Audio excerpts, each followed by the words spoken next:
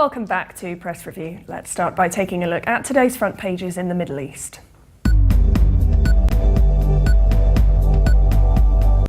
Starting with the Egypt Independent, which leads reporting that former US Secretary of State Hillary Clinton said that the Hamas leaders now feel trapped on the negotiating table after the ouster of their ally, the Muslim Brotherhood, in Egypt.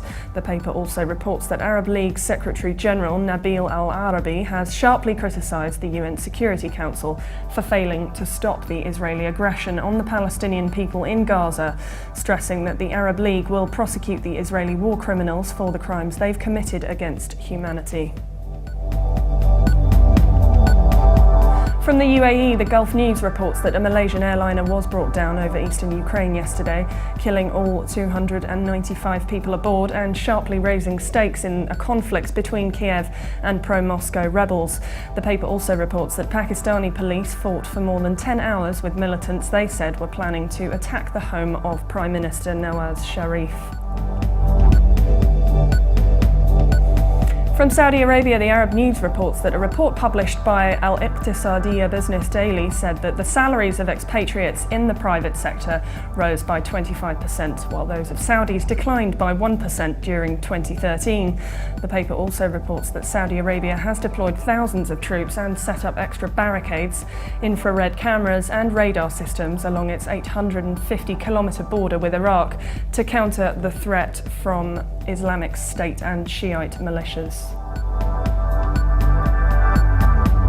From Lebanon, the Daily Star reports that the US Treasury Department announced that it was listing the Lebanese-owned FBME Bank as a primary money laundering concern, accusing it of facilitating financial activity for transnational organised crime and Hezbollah.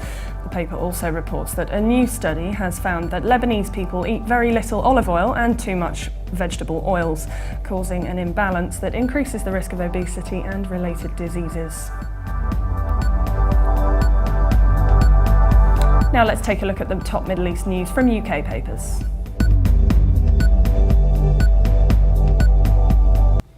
The Independent leads its Middle East news, reporting that a total of 23 Palestinians and one Israeli soldier have died after the Israeli Defense Force launched their first ground operation in Gaza on Thursday night.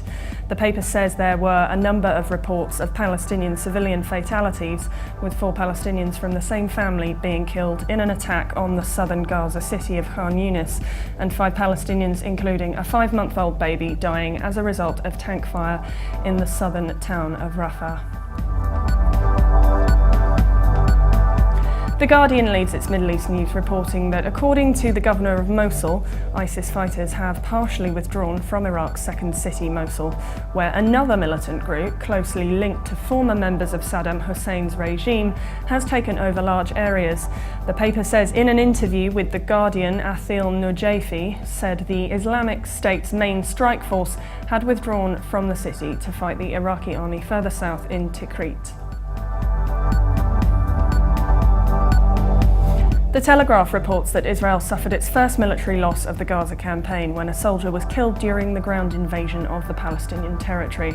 The paper says the offensive by thousands of troops and tanks, preceded by one of the heaviest bombardments Gaza has yet endured, claimed the lives of another 19 Palestinians overnight, bringing their total death toll to 260. Now let's take a look at the top Middle East news in international papers.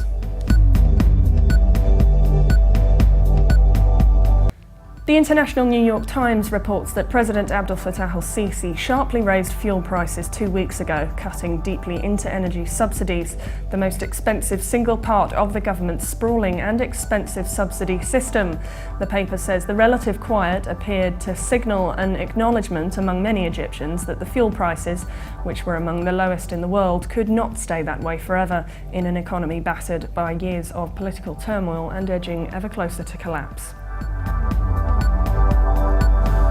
From China, the Global Times reports that Iranian President Hassan Rouhani has said Iran will agree on an extension of the nuclear talks for another period of time if the world powers respect Iran's nuclear rights.